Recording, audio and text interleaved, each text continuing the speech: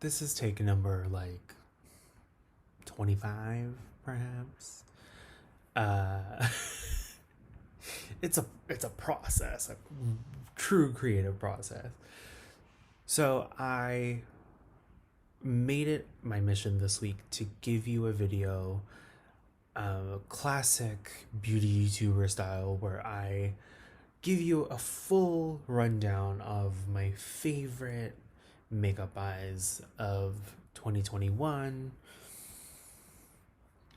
There's not that many, which thank God. I've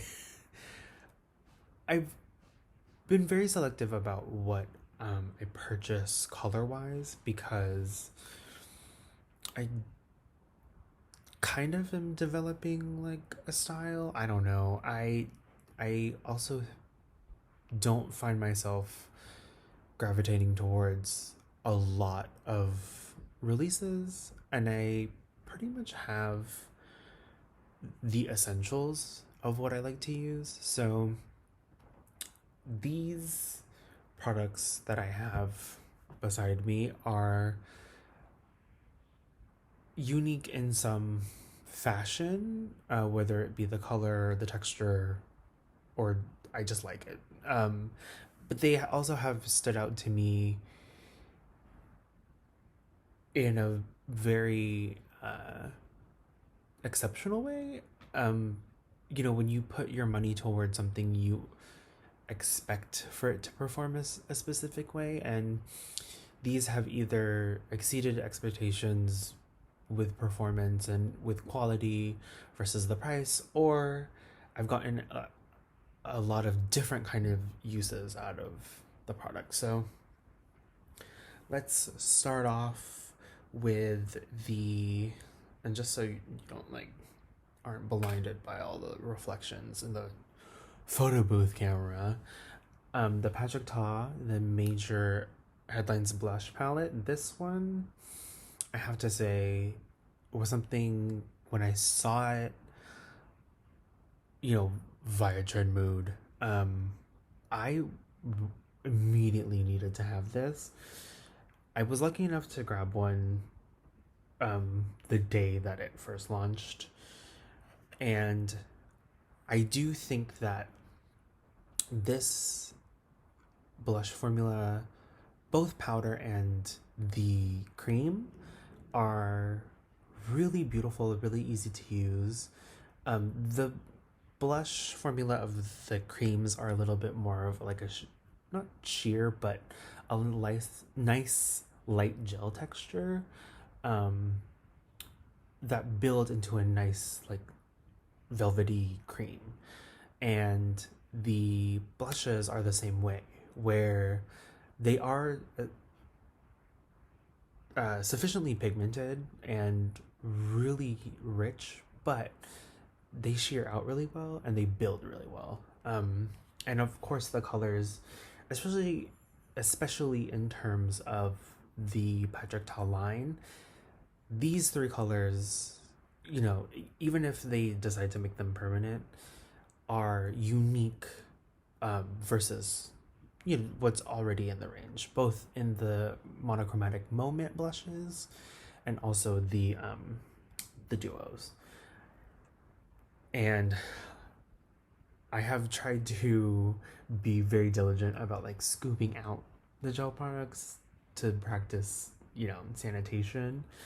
And I think that they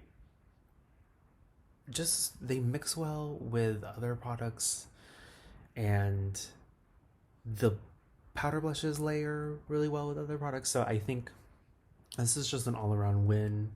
This also, I think, is a really good sort of focus product for the brand, and I think it exemplifies like Patrick Ta's artistry in a really good way. There's something really nice and rich and nude with the She's Baked color. The She's Vibrant is really that pop that we often see in his work.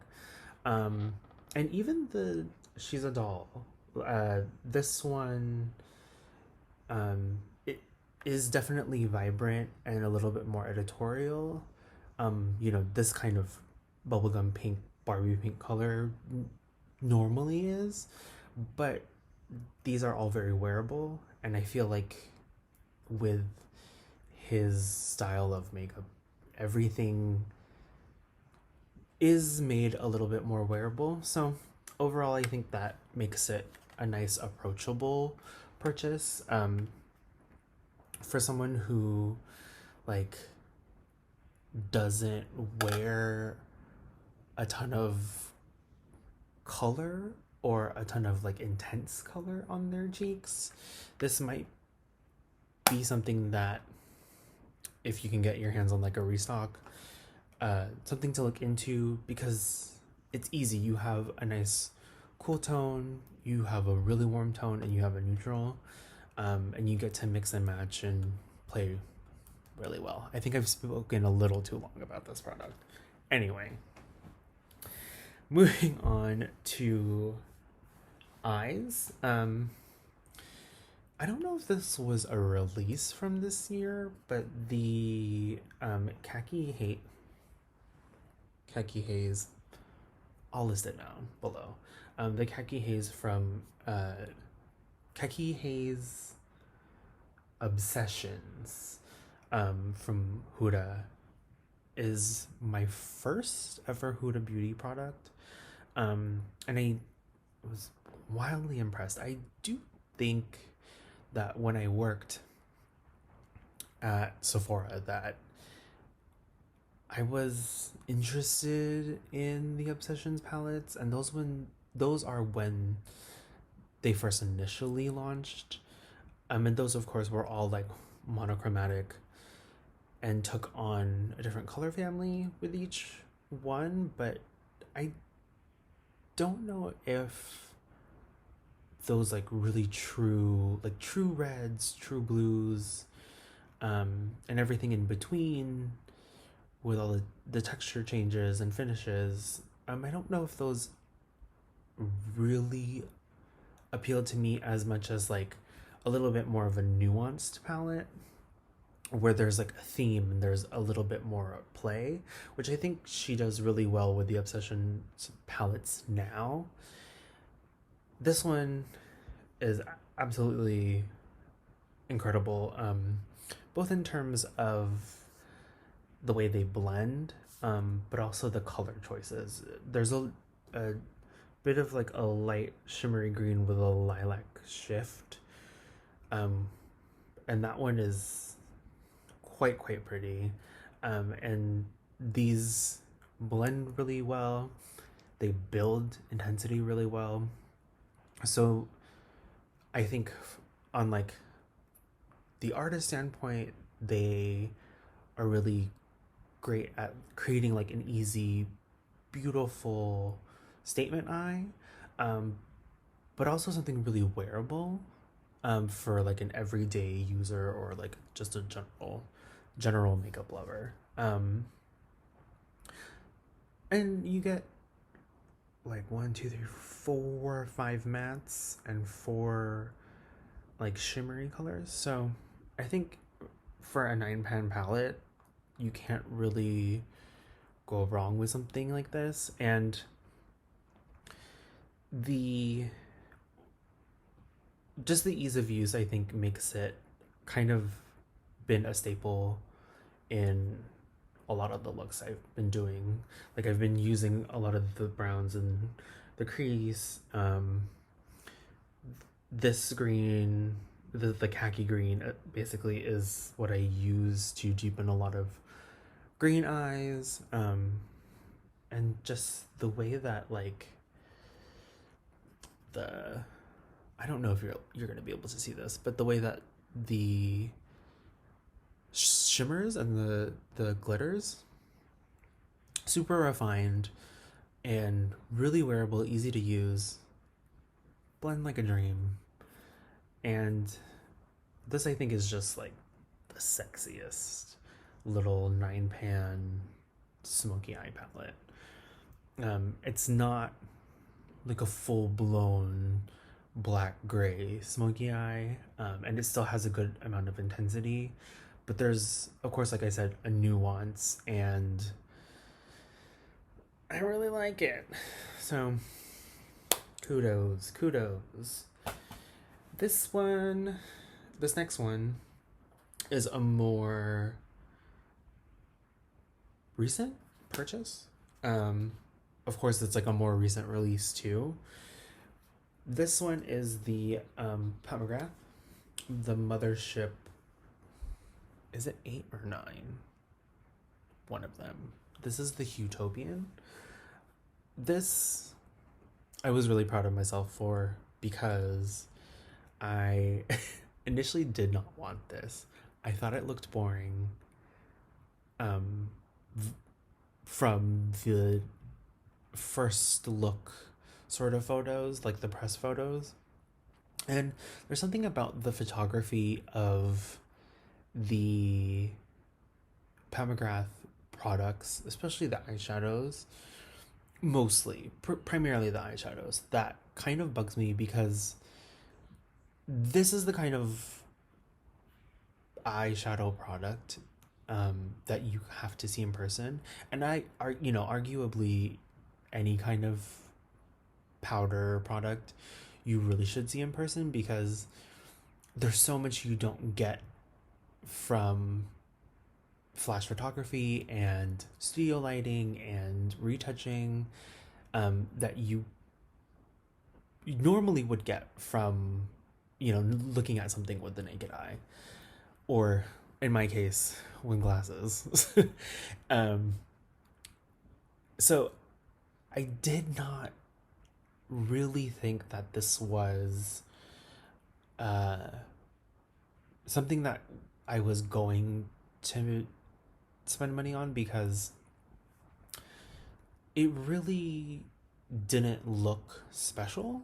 I mean, obviously there's this stunning shade, and this is the showstopper shade, of course. But the rest of the palette seemed a little bit bland to me, in terms of like what I already own from Pat McGrath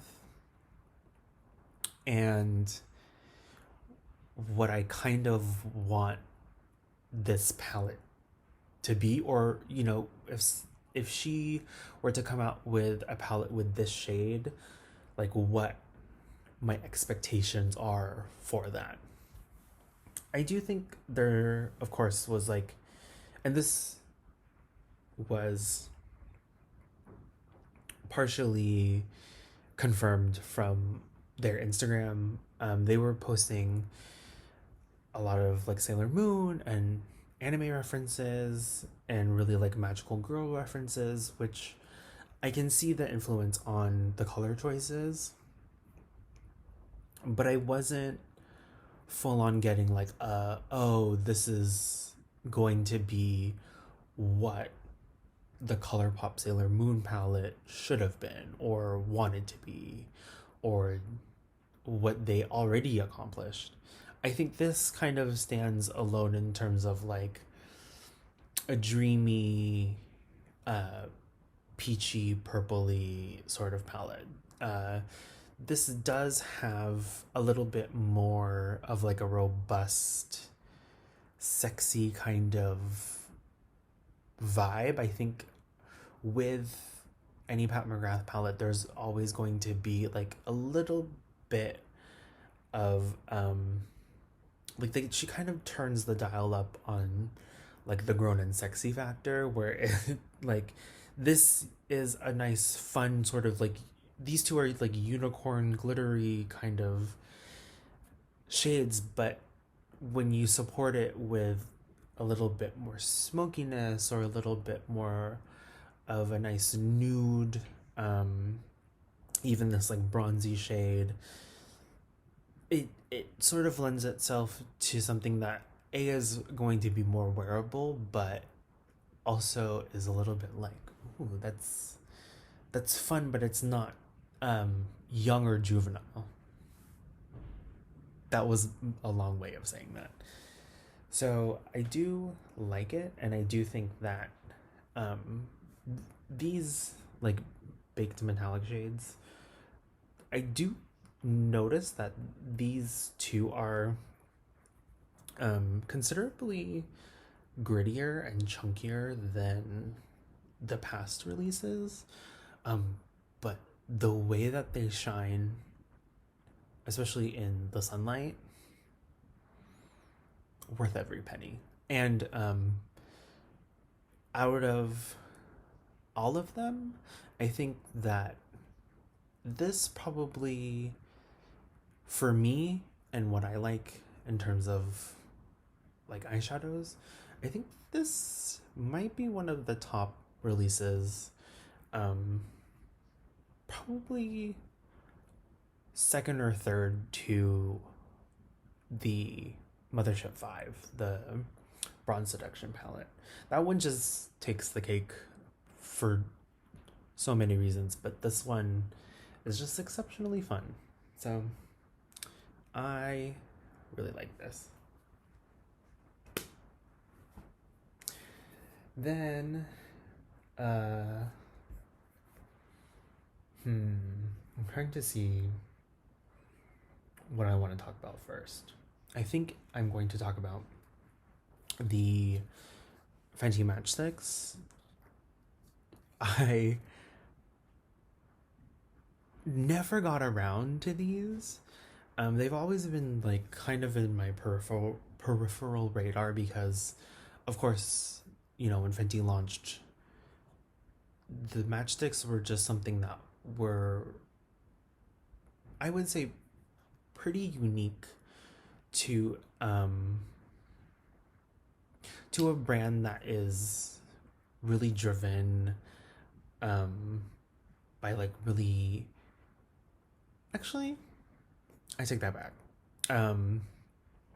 I do think that they're a unique product in the brand because the matchsticks can be used for various reasons, and obviously they've kind of categorized them over time and given more formulas over time. But the great thing about any like color stick is that you of course can use it on the eye, but you can also use these like on the cheeks. This one's Chili Mango.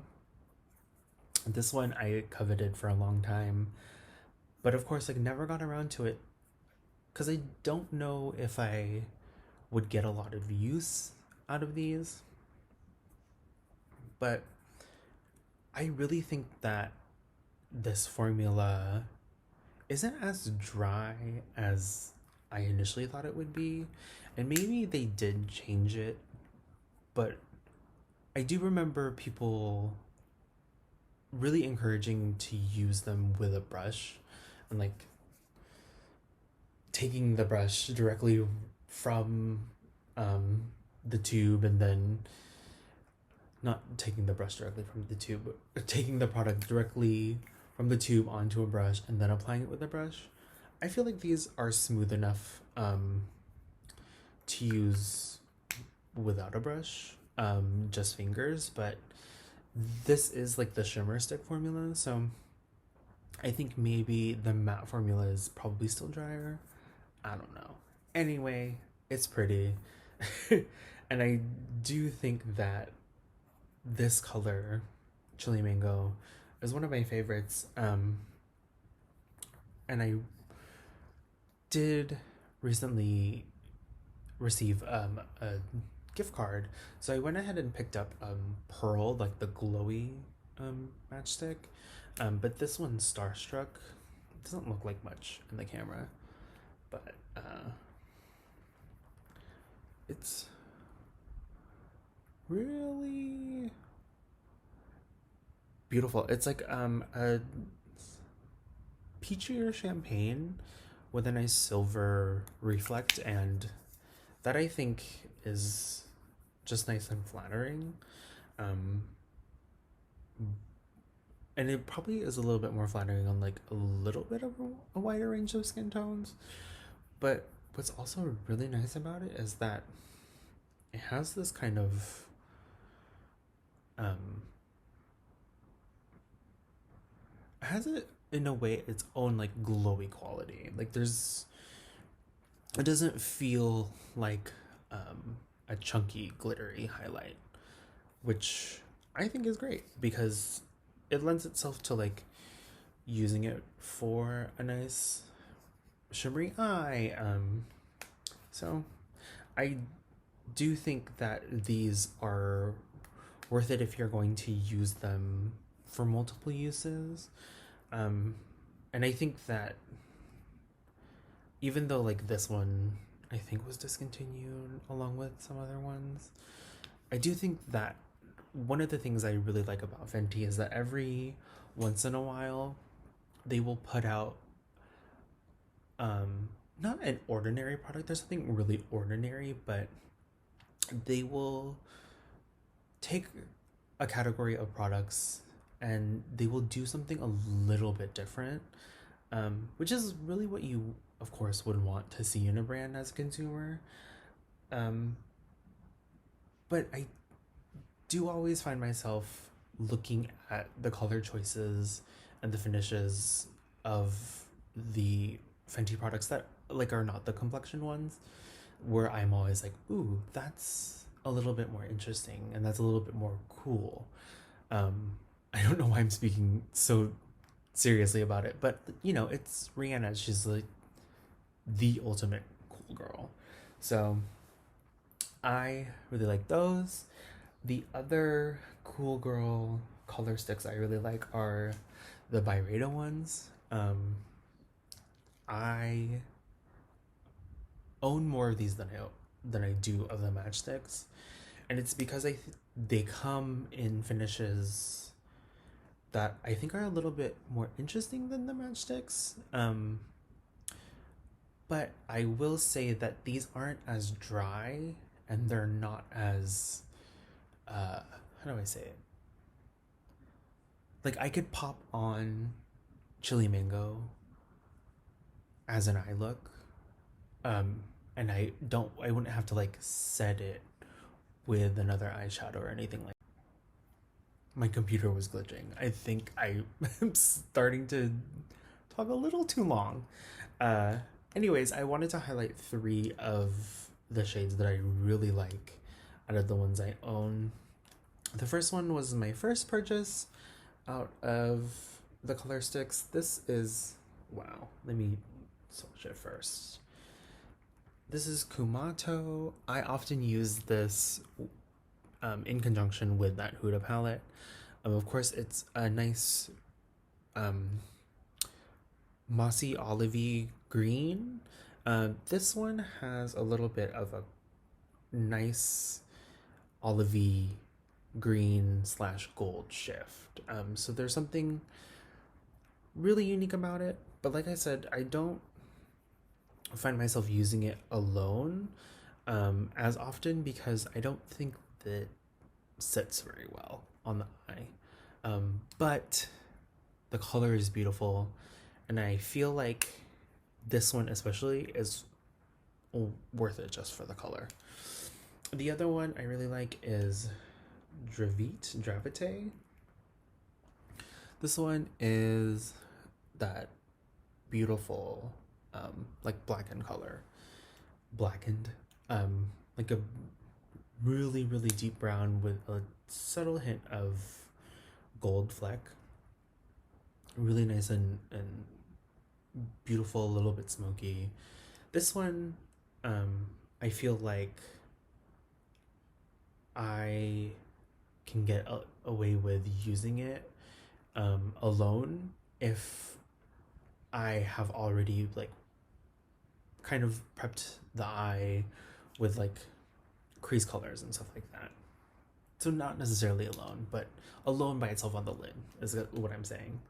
This one is more of a glossy finish, so it's not necessarily meant to be long wearing, but this color I think is really great because it's that deeper sort of peachier color, but it has, I mean, you're not really going to see the glossiness on photo booth, but it has a really beautiful sort of wet look.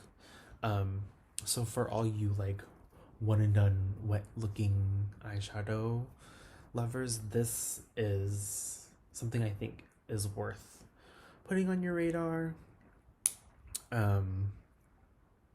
Yeah, these I think are just so beautiful as like a first launch of a brand. And I think, of course, because it's by Redo and they're a little bit more fashion forward and they're a little bit more conscious about like being subversive in terms of like one's the way we view art, the way we view fragrance, the way we view beauty. That was a tongue twister. These just have a lot of appeal, and they do perform really well if you learn how to like play with them. So that I really like. And the last one I have multiples of is something that I've really kind of held back on for a while because I didn't know how to justify the price for these, which is funny because I'm willing to justify the price of this. So it's weird. But these are the Makeup Forever artist color pencils. Excuse me. Rude. And I have, yeah, I think these are the only ones I have. I do have one more. I have Limitless Brown, but I can't find that one. I have the white, the ever famed Endless Cacao, and then I have the walnut and then the full red, which this I think is an epic red lip liner. And it can also be used on the eyes. It sounds amazing. I did not know that. I knew these could be used wet, but I did not know that like you could actually crush them and then mix the pigment with mixing medium.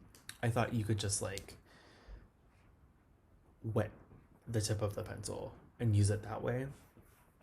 But I think to me they are fine on their own. The pigment is there, the precision is there, especially when you do sharpen them really well. And I've been really disappointed with a lot of white eyeliners in the past. So this one I think is probably one of the best. Yeah, and I thank/blame Katie Jane Hughes because I see her using these all the time, of course, especially like Endless Cacao, but I've never thought, oh, I would like a pencil, like a liner pencil so much. But they really nailed it with this one. So I do think eventually in the coming year of 2022, I will get more of those. So that is it. That is everything that I really enjoyed makeup wise this year. There have been other purchases. These ones have been, of course, the most notable, and also just I reach for them quite often. So every time something comes into my collection, which is not like every week, even though it might feel like it sometimes, the fact that I like constantly reach for something, that says a lot because I have not I don't have like a whole beauty room. I have enough, and so when something stands out, I feel like it should be shared. So thank you so much for watching this long video. And I hope that you have a happy new year, and I hope that you had a great holiday. Let's talk